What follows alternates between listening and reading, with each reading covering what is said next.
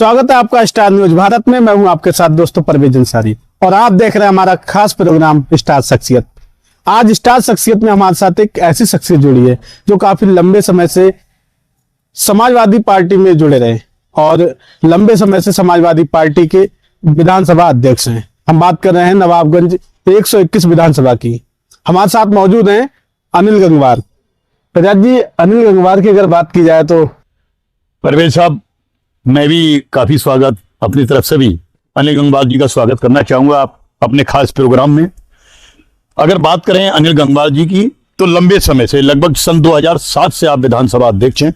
आपके साथ कई उपलब्धियां जुड़ी हैं। आपके कार्यकाल में पार्टी ने कई बड़ी उपलब्धियां हासिल की, तो कहीं कुछ कड़वी यादें भी उनका पीछा कर रही हैं या उनके कार्यकाल के दौरान कुछ कड़वी यादें जैसे पार्टी याद नहीं रखना चाहिए, ऐसा दौर भी कहीं चल रहा है या आया।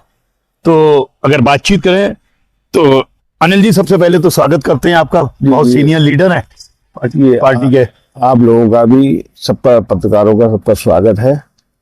और सबसे पहले हमारे जो दर्शक है उनको मेरा नमस्कार। और पत्रकार साथियों, आपने काफी समय से, आप लंबे समय से पत्रकारिता में जुड़े हो और सबके कार्यकाल का समय देखा है, चाहे समाजवादी रही हो, चाहे बीएसपी रही हो, चाहे बीजेपी रही हो। और आप बखूबी सब पार्टियों का एक आईना हो, आप आईने की तरह सबको देखते हो। अनिल जी, सबसे पहले तो वही सवाल रहेगा कि राजनीति में आना एक बड़ा शॉर्ट में पूछें, किस तरह से हुआ? आपका बड़े परिवार से थे, आपके पिताजी की बात करें, अगर आपकी परिवार की बैकग्राउंड की बात करें, एक बड़ा नाम था डॉक्टर हरप्रसाद जी, आपके वालिद साहब, आपके पिताजी का। और इस राजनीतिक क्षेत्र में कैसे आना हुआ? ऐसा है, हर व्यक्ति का जब वो छात्र जीवन में होता है तो छात्र जीवन में उसकी कहीं ना कहीं किसी चीजों में रुचि हो जाती है। तो हमारी उस समय जो छात्र जीवन में जो राजनीति थी, चाहे छात्र राजनीति रही हो, तो राजनीति में, छात्र राजनीति में प्रवेश किए, उसी के साथ जो पार्टियां थी उनमें शामिल हो गए। जैसे कि आज विधानसभा अध्यक्ष हैं समाजवादी पार्टी के, तो शुरुआत की आपकी समाजवादी पार्टी से, अन्य किसी दल में भी रहे, राजनीतिक दल में? शुरू में जब हम पढ़ते थे तो उस समय हम बीजेपी में थे। जब पढ़ते थे उसमें शुरुआत हमारी भारतीय जनता पार्टी के साथ हुई थी और भारतीय जनता पार्टी के हम पदाधिकारी भी रहे, यूथ के नगर के अध्यक्ष भी रहे, जिले के यूथ के महासचिव भी रहे और लंबे कार्यकाल तक हम बाहर रहे। और फिर हमारा जुड़ाव आदरणीय भगवत सिंह गंगवार जी से हुआ और भगवत सिंह गंगवार जी उन्होंने भारतीय जनता पार्टी को छोड़ा। उसके साथ हमारे जितने लोग साथी थे सभी लोग छोड़ के समाजवादी। जो भाजपा का आपने दौर गिनाया, ये वो दौर था जब भगवत जी विधायक हुआ करते थे भाजपा। जब उन्होंने भाजपा को अलविदा किया, सन 2000 के आसपास की बात है, पहले की बात है थोड़ा, क्योंकि सन 2000 में हम लोग भी सभासद बन चुके थे, हम लोग भी साथ में जुड़े थे। तो उस दौरान आप कहें सन 2000 के आसपास, 25 साल पहले आप समाजवादी पार्टी। अनिल जी, एक आपके बारे में, आप भी काफी लंबे समय से 2007 से अध्यक्ष हैं विधानसभा के, और ऐसी नवाबगंज नगर में एन.ए. अंसारी साहब भी नगर अध्यक्ष हैं। दोनों अध्यक्षों ने एक छत्र राज है, किसी दूसरे को मौका ही नहीं दे रहे हैं। आप ही लोगों का कब्जा है?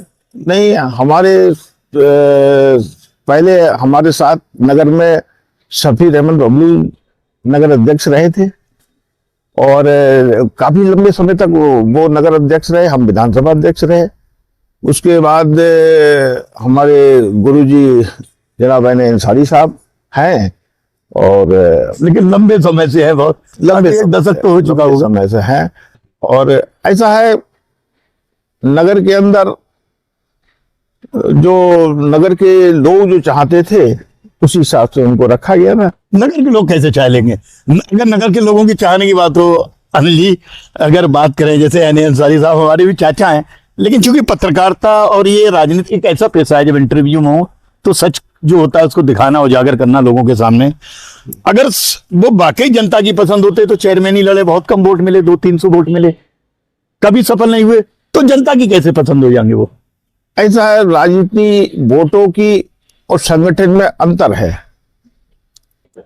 भले ही अध्यक्ष जी वोटों की राजनीति में सफल नहीं हो पाए, लेकिन संगठन की राजनीति में वो कुछ हद तक उन्होंने, वो पहले कांग्रेस में रहे तो कांग्रेस के संगठन का उन्होंने काम किया, आज वो समाजवादी में समाजवादी के संगठन का काम कर रहे हैं। जनता एक ही को पसंद करती, बदलाव नहीं चाहिए। जी जी, नहीं चाहती है, लोग चाहते हैं कि बहुत से लोग कि हम संगठन का काम करें, लेकिन अब जिले स्तर पर जो हमारा संगठन है वो जैसा तय करे कि साहब किसको संगठन का जिम्मा सौंपा जाता है। जैसे आप तो जैसे किया जा रहा है या फिर जो है जैसे तो छोड़ते नहीं है। नहीं परवेज भाई, वो ऐसा लगता है जैसे अंगद का पैर जमीन में गड़ा दिया, उठाने किसी बस की बात। जैसे हम विधानसभा अध्यक्ष हैं लंबे समय से, आप सही कह रहे हो, हम बहुत लंबे समय से हैं और करीबन 20 साल होने जा रहे हैं।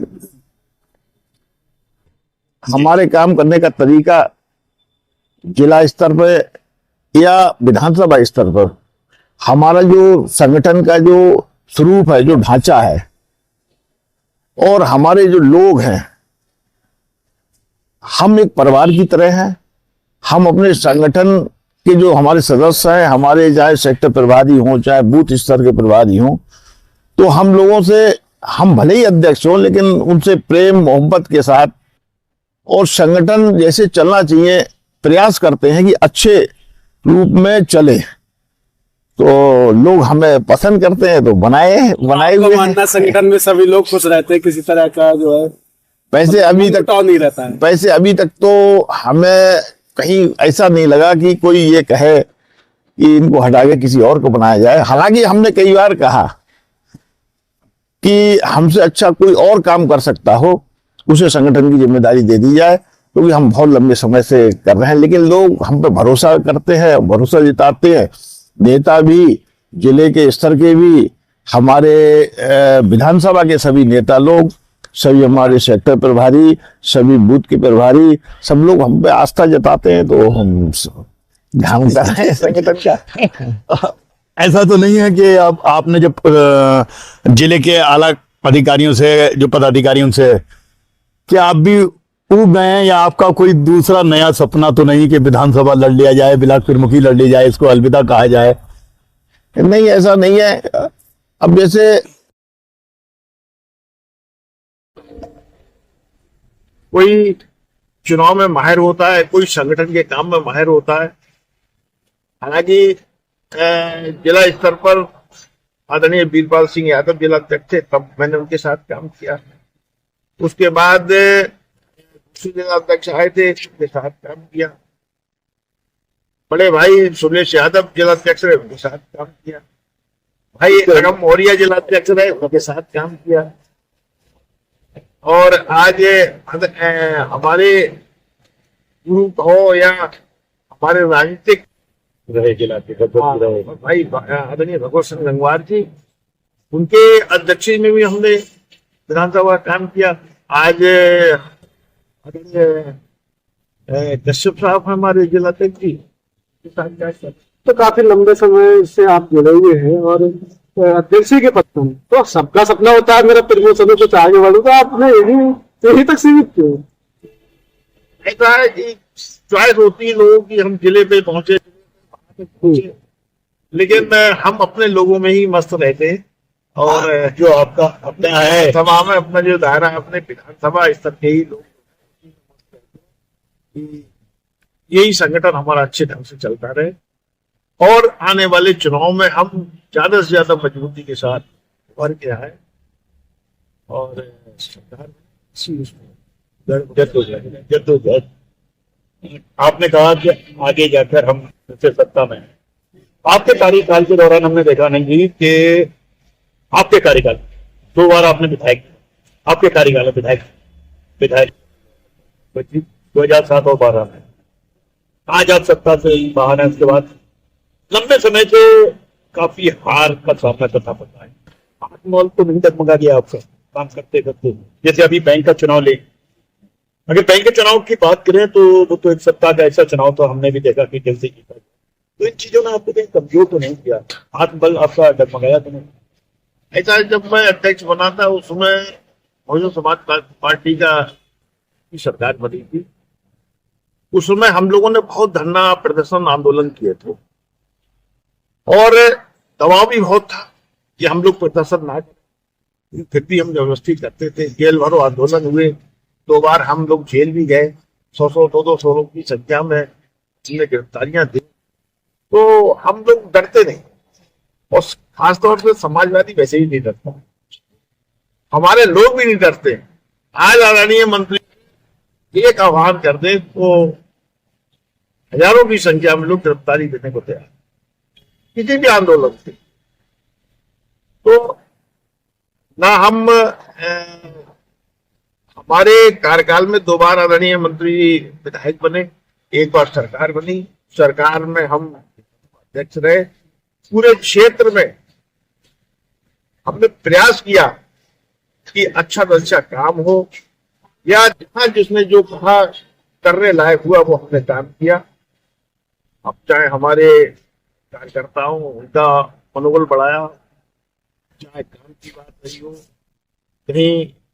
कहीं किसी को कोई लजाया सताया नहीं गया हमारे कार्यकाल में, ऐसा कहीं हुआ नहीं। आदरणीय मंत्री जो मंशा है वो अपने क्षेत्र को अच्छा बनाने की है, शिक्षित बनाने की है। जैसे कि विद्यालय है हमारे पूरे जिले में, नवाबगंज विधानसभा में सबसे ज्यादा बेसिक शिक्षित है, और ये सब आदरणीय मंत्री जी की देन है। उनकी एक मंशा थी कि हमारे इस विधानसभा का हर गांव का बच्चा पढ़े लिखे और अपने माँ बाप का क्षेत्र का नाम रोशन। मंत्री जी काफी लंबे समय से रहे और उन्होंने काम भी अच्छा किया जैसा आपने बताया, लेकिन फिर पिछले चुनाव में जनता ने नजरअंदाज क्यों कर? कई चुनाव में लगातार लोकसभा में, विधानसभा में, चाहे जो अभी लगातार जो 2 विधानसभा चुनाव हुए थे, कहीं ना कहीं हमारे जो इलेक्शन लड़ाने की प्रक्रिया थी उसमें कहीं ना कहीं कमियां रही। अगर हम उन कमियों को दूर कर लेते तो भले ही चाहे प्रदेश में किसी की सरकार बनती, लेकिन यहाँ पे हम लोग इससे पहले वाले चुनाव की बात कर रहे हैं, बहुत नजदीकी चुनाव हार गए आप लोग, लगभग 7-8 हजार वोटों से। तो उसमें एक बड़ी बात आई थी निकल कर कि ओवर कॉन्फिडेंस आ गया। जब डॉक्टर आर्या जी का टिकट हुआ था तो मिठाइयां बढ़ गई थी, अरे अब तो फतेह करीब है, अब तो जीत लेंगे क्योंकि आर्या बहुत कमजोर चेहरा है। क्या ये चुनाव अध्यक्ष जी ओवर कॉन्फिडेंस का नतीजा था? ये आज ये बात सही कह रहे हो कि हमारे लोगों ने हल्के में लिया इस चीज को, कि पहले तो प्रत्याशी बीजेपी का था ही नहीं कि पता नहीं किसको टिकट मिला, लेकिन जब टिकट हुआ तो हमारे लोग सुन पड़ गए कि चुनाव आसानी से जीत सकते, और इसका परिणाम हुआ कि शक्ति थे, और हमारी कहीं ना कहीं हमारे जो लोगों का काम करने का तरीका है कमी रहेगी, बहुत कम लोग। तो जो महागठबंधन का भी प्रत्याशी आपका, अगर एरन साहब की बात करें, वो भी बड़ा करीबी चुनाव हारे आपके कार्यकाल में हुआ। ये 2 चुनाव, ये लोकसभा का चुनाव हुआ तो भले ही लोकसभा हार गए जी, नवाब जीत के गए आप नवाब को बोल सकते, लेकिन जनता इस समय भरोसा नहीं जता रही। जनता कहती है कि नेता लोग फोन तक नहीं उठाते, खासकर समाजवादी की बात आती है। ऐसा है, हमारे किसी भी कार्यकर्ता या किसी भी क्षेत्र में कोई आवाज आती है, हमारे इतने लोग हैं, हमारे बूथ ब्लॉक प्रमुख भी हैं हमारे साथ, हमारे सबसे ज्यादा जिला पंचायत सदस्य बने, और आदरणीय मंत्री जी का आप लोग जानते हैं उनका स्वभाव कैसा है। किसी को भी अगर कोई कष्ट होता है तो हम लोग सब पे खड़े दिखते। आज भी आदरणीय मंत्री जी कोई भगवत सिंह जी कोई आह्वान कर दे तो मिनटों में सैकड़ों की संख्या है। आपने भी बात कही एकदम जिला पंचायत चुनाव, अगर हम कहें कि बीजेपी का सुपड़ा साफ कर दिया तो एक भी सीट नहीं मिली थी। केसर सिंह जी विधायक थे, आप लोग विपक्ष में थे, फिर भी आपको लगभग लगभग अगर कहें, एक तो 7 नंबर से बसपा को सीट मिली थी बीच, अगर 8 में से, बाकी ज्यादातर सभी अंकों में तक समाजवादी 8 में थे हम लोग, 8 में से 6। देखिए, जब आप इसी चुनाव को लेकर जब आप अध्यक्षी के चुनाव में जाते हैं, हमारी क्षेत्र के अरविंद डब्लू जी जब अध्यक्षी लड़े तो शायद उन्हें 4 ही वोट मिले। ऐसा है हमारे सब नहीं 19 वोट कितने डब्लू जी को? नहीं, इसमें 19 मिले 19 वोट मिले। अच्छा, तो नवाबगंज के वोट शायद ऐसा है हमारे नवाबगंज के 6 वोट थे और पूरे जिले के अंदर 26 वोट थे समाजवादी। सत्ता के दबाव में, सत्ता के हनक में कहीं ना कहीं जो कमजोर लोग थे, जो कमजोर कहीं ना कहीं किसी के ऊपर कोई केस, कोई दाग था, वो कहीं ना कहीं अपना बहक गए और उन्होंने, हालांकि हमारे यहाँ के वोट सारे उसमें चर्चा। ऐसा है जब बहुत ज्यादा संख्या में जब ग्रास होते हैं तो उंगलियां बहुत होती है, लेकिन हमारे सब एक चुनाव था आपके यहाँ जो मैंने अभी बीच में बात की, आपका बैंक वाला चुनाव, श्री रविंद्र सिंह राठौर जी चुनाव, समाजवादी बताते हैं वह लंबी सी देने थे, वो हार को आप किस तरह से देखते? ऐसा को हम लोग चुनाव जीते हुए थे, चाहे नवाबगंज बैंक का चुनाव हो, चाहे कुलड़िया बैंक का चुनाव हो, लेकिन वहां सत्ता के दबाव में हमारे कार्यकर्ताओं को पुलिस के द्वारा खदेड़ा गया, भगाया गया, वरना वो भी चुनाव हमने जीते। हर हाल में अगर ये सत्ता का दुरुपयोग ना करें तो आज भी हमारी जितने चाहे जितनी सोसाइटियां हों, के भी अध्यक्ष हमारे कल में चेयरमैन की बात करने बताते हैं लोगों को पर्चे ही नहीं खरीदने के लिए, पर्चे खरीदने के लिए। हमारे यहाँ तो फिर भी हम लोगों ने प्रयास किया कि हम फार्म जमा कर सके और गन्ना सोसाइटी के अंदर घुस सके, लेकिन और जगह को जाता लोगों ने तारीफ। एक आरोप लगता है नवाबगंज में, जहां इतना लंबा नवाबगंज का एक बड़ा मुस्लिम तबके में समाजवादी के साथ रहता है, इस बात को तो कहें कि मुस्लिम लगभग एक तरफा सपा को वोटिंग कर दिया, लेकिन कहते हैं मुसलमानों को उनको उचित सम्मान समाजवादी में यहाँ नहीं किया। ऐसा है पत्नी जब पहली बार पत्नी समाजवादी पार्टी ज्वाइन की, आदरणीय मुलायम सिंह यादव जी बने, तो सबसे पहले उन्होंने पहला काम मुस्लिम बस्ती नहीं, क्योंकि सबसे ज्यादा वोट हमारा हक भी उनका बनता है। जब जो जिसके लिए करेगा तो उसके लिए नेता भी उसके प्रति वफादारी से काम करता है। आज भी हमारी मंत्री जी उन लोगों के लिए पूरी तरह से वफादारी। लेकिन फिर वही बात आई, अभी हमने सपन मियां साहब का इंटरव्यू लिया था, उन्होंने भी कहा कि हमें कहाँ सम्मान मिल रहा है। अभी परवेज अंसारी साहब उनका इंटरव्यू था, वो कह रहे हैं हमें सम्मान नहीं मिला, पार्टी के लोग कह रहे हैं हम महामंत्री हैं। ऐसा है परवेज अंसारी जी राष्ट्रीय नेता, राष्ट्र के पदाधिकारी हैं,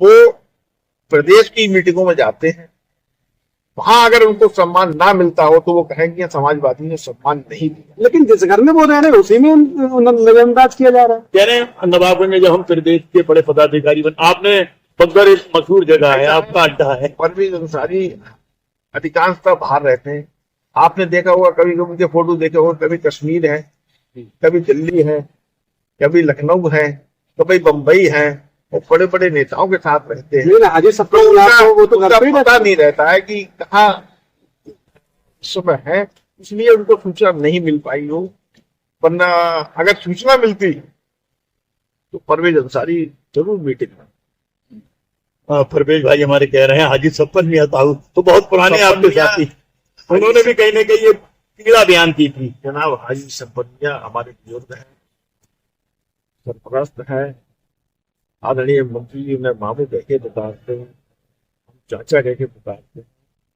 और उनका हमेशा हमारी पार्टी का एक एक आदमी व्यक्तिगत तौर पर सम्मान करता है, उनके पैर छूता है।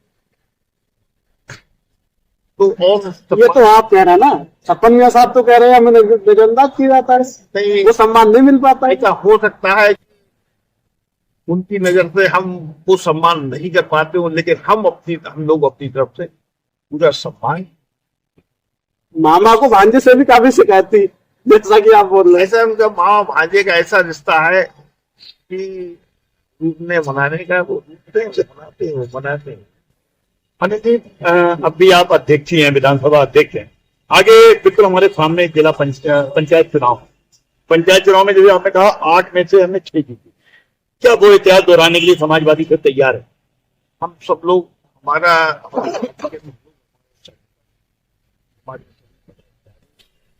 चुनाव को लेकर बिल्कुल तैयार है, स्वस्थ है कि हम हाल में ज्यादा से ज्यादा सीटें। लेकिन शिकायत है मुसलमान को वही एक सीट, 5 आपने 5 नंबर वार्ड लड़ाया था। क्या मुसलमानों की संख्या इतनी है भाई? कोई आप देखिए ना, प्रमुख मुस्लिम ना बैंक के चुनाव डायरेक्टर, और तो मुसलमान को जिला पंचायत में एक टिकट दिया।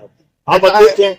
जब कोई चुनाव की बात आती है तो हम सब लोग मिलकर के, ऐसा नहीं कोई इसमें आदरणीय मंत्री जी या हम या कोई अकेले कोई टिकट करता हो। हमारे संगठन के जितने लोग हैं, जिनमें हिंदू हैं तो उसके तिहाई लगभग मुस्लिम नेता भी, सब लोग बैठ के एक राय होकर के तय करते हैं, और उस वार्ड के जितने नेता हैं, जितने हमारे पदाधिकारी हैं, बूथ प्रभारी हैं, संगठन प्रभारी हैं, सेक्टर प्रभारी हैं, उन सबसे राय लेके ही तय किया जाता है कि किसको लड़ाया जाए। अब देखिए, जैसे देखा मुख्तियार अंसारी साहब हाफिजन, उन्हें एक बार लड़ाया तो सिंगल नाम रहा है मुस्लिम का। क्या इस बार जोड़ा बनतू भी देखेंगे? ऐसा है कि जहां हम आसानी से जीत सकते हैं और लोग भी हमारे कहते हैं कि जहां हम जीत सकते हैं, तो हम उसी हिसाब से तो देखते हैं। जी, पंचायत चुनाव के साथ साथ जो है विधानसभा की तैयारियों में लोग कार्यकर्ता जो, तो क्या लगता है विधानसभा में जो है, एक तरफ तो भगवत जी है और दूसरी तरफ पुरुषोत्तम भी अपना होल्डर पोस्टिंग कितने लड़ाई टिकट मांग रहे हैं दावेदार से। मन सबका होता है कि हम एमएलए बने, एमपी बने, और प्रयास करता है हमारा, हर व्यक्ति प्रयास करता है। जैसे आज हमारे साथ नरोत्तम दास मुन्ना जी है, वो विधानसभा चुनाव भी करते, उनका भी मन था। ऐसा मन सबका है और हम लोग अलग नहीं है। हम चाहे पुरुषोत्तम गंगवार जी हुए, चाहे मुन्ना जी हुए, चाहे तेज प्रकाश जी, हम सब लोग एक। उन्होंने कहा कि अगर आदरणीय मंत्री जी को कहीं दूसरी जगह एडजस्ट किया जाए, अगर विधानसभा खाली होती है तो मुझे मौका दिया जाए। तो इस तरह से उनकी सोच है कि हम भी विधानसभा स्तर के नेता हैं, लेकिन उनकी भी आस्था पहले मंत्री जी पर। देखिए, वो भी चाहते हैं कि मंत्री चुनाव लड़ते हैं, तो हम सब लोग। पुरुषोत्तम जी युवा हैं, उन्होंने दावेदारी की है, लेकिन इसी बीच हमने देखा है मंत्री जी भी कई साइड से या कहीं बैकडोर से अपने पोते को आगे ला रहे हैं फ्रंट पर राजनीति में। नहीं, ऐसा नहीं इसको किस नजरिए से ऐसा है, उनका पोता जो है उसकी उम्र अभी नहीं, वो अभी 20 साल का, अभी उसने बीटेक किया है और 2027 के चुनाव के लिए, और हालांकि वो नौकरी के उसमें था, लेकिन वो अपना पर्सनल काम अब देख रहे हैं। लेकिन राजनीति में अभी उसका आए नहीं है। हालांकि चुनाव लड़ाने के लिए तो घूमते हैं, लेकिन ऐसा नहीं है कि साहब विधानसभा स्तर पर नहीं आ। कुछ बड़े आपसे चुपतू के सवाल पूछे हैं, बड़ा आसानी से जवाब दे रहे हैं, लेकिन एक जो इस टाइम पूरे तहसील का एक मुद्दा है, एक सवाल है कि गन्ना भुगतान 70 करोड़ का बकाया है, 3 करोड़ रुपए की चीनी नीलाम हुई है, कहते हैं उनके मुंह में छुरा। क्या कहेंगे इस गन्ने को थोड़ा फैक्ट्री के बारे में भी, जब ये फैक्ट्री बनी थी उसको भी थोड़ा सा बताएं। आदरणीय मंत्री जी उसमें एमएलए थे और उन्होंने बहुत प्रयास किया था कि हमारे क्षेत्र में चीनी मिल की स्थापना हो, और उनके प्रयासों से ही उसी समय उसमें बाबू कल्याण सिंह जी उसमें चीफ ऑफिसर थे, मंत्री जी बीजेपी में उसमें रहे थे, उसने बहुत प्रयास किया को बनाने में कि हमारे क्षेत्र के लोग वो गन्ना चीनी मिल में पड़ेगा, वो छप्पर में रहते थे, वो अपने अच्छे मकान में आ जाएंगे। भगवत जी कहते थे कि वो रोटी के ऊपर जो प्याज रख के खाते हैं, प्याज सब्जी से उनका खाने लगे। कहना था कि हमारे जो क्षेत्र में जो गरीबी थी, जो गन्ना बहुत कम रेट में बिकता था, गरीबी थी, छप्पर में थे, जो रोटी चटनी रख करके खाते थे, तो हमारे क्षेत्र के लोग भी उस सब्जी के साथ रोटी खाए। मैंने कई को चुनाव में उन्होंने चीनी मिल की प्रयास किया था स्थापना हो, और चीनी मिल बनी और चली भी, लेकिन दुर्भाग्य है इस सरकार का कि कभी भी भाई पीएसपी की भी सरकार रही, समाजवादी की भी सरकार रही, कभी 2 साल का बकाया नहीं हुआ। हमारी सरकार में जब भी ये फैक्ट्री चली है तो पहले पुराना जो पिछले साल का बकाया था वो दिया जाता था। एक बार तो जब गन्ने के रेट बढ़ाए थे, आदरणीय अखिलेश यादव जी मुख्यमंत्री थे, गन्ने के रेट बढ़ाए गए थे, तो चीनी मिल वालों ने चीनी मिल चलाने के लिए मना कर दिया था कि हम घाटे में रहेंगे, हम नहीं चला सकते। उस समय अखिलेश यादव जी ने टिफर के नाम से जो बढ़ाए हुए पैसे जो थे 40 रुपए, वो अपने उत्तर प्रदेश जो कोष था उस कोष से जनता के लिए पहुंचाए थे, किसानों के लिए पहुंचाए। आज 70 करोड़ रुपया, जबकि आज सरकार में 70 करोड़ रुपया बकाया है और चीनी मिल बंद हो गई है। वो तो यहाँ कोलू और बहुत सी छोटे मोटे जो 2 धंधे वाले जो गन्ने वाले चल रहे हैं, वरना जो रेट मिल रहा है, वरना तो किसान बर्बाद हो जाता है। और जो बकाया है किसानों का, किसी ने लोन ले रखा है, केसीसी है, किसी की शादी है, कुछ बकाए थे तो किसान कपट। कहीं समाजवादी को अगले 2027 के चुनाव में बड़ा मुद्दा हाथ लगा, समाजवादी इसको मुद्दा बना के जरूर उतरेगी। लेकिन हम बात नवाबगंज की कर रहे हैं। नवाबगंज में समाजवादी लगातार कमजोर हो जाती है, क्योंकि आपके कार्यकर्ता दिखा रहा सक्रिय नहीं थे। नहीं, हमारे कार्यकर्ता सक्रिय है। फिर वजह क्या है?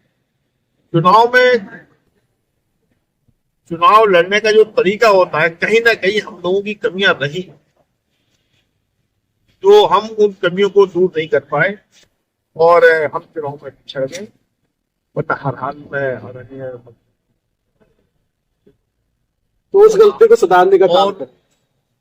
आने वाले 27 में हम मुस्तैदी से पूरी तरीके से हमारे लोग एक बूथ को लेकर के सब खड़े हुए हैं, और हर हाल में 2027 जीतेंगे तो हमारी सरकार बनेगी। आदरणीय अखिलेश यादव जी, देखिए आपको शुभकामनाएं हम अभी से दे रहे हैं मुख्यमंत्री में। लेकिन पिछले जो मुखी का चुनाव था, तेज प्रकाश जी के साथ सुपुत्री फिलहाल मुखी का किसे लड़ाया था, ज्यादा ध्यान है? ऐसा है उनकी जो सीट से वो लड़ते थे, वो महिला सीट थी, लेकिन बहुत खराब प्रदर्शन रहा। लोगों को ने ये कहना शुरू कर दिया कि बाक ओवर दे दिया बिलासपुर की भाजपा को। एक प्रकाश जी 2 बार बिलासपुर को जीत रहे थे और उनकी छवि ईमानदार ईमानदार चेहरा है। पिछले जो चुनाव में कहीं ना कहीं कोई ऐसी दिक्कत आई कि उन्हें चुनाव से पीछे, चाहे पैसे से लेकर चाहे किसी साल, तो चर्चाओं में तो दम है कि कैसी बात होकर एक हिसाब से दे दिया, मैदान छोड़ दिया। बात ओवर तो नहीं दिया, लेकिन पिंटू और एक गंगवार साहब के जो परिवार लड़े थे, लेकिन उस हिसाब से लेकिन हम पूरा लाखपति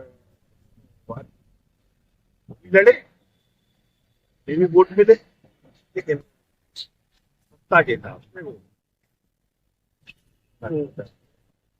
बहुत बहुत धन्यवाद अपना कीमती समय देने के लिए स्टार न्यूज़ भारत।